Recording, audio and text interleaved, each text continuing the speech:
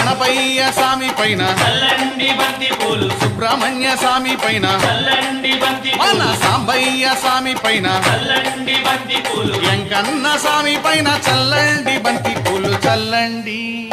చల్లండి చల్లండి బంతి పూలు అయ్యప్ప పైన చల్లండి సన్నజాజులు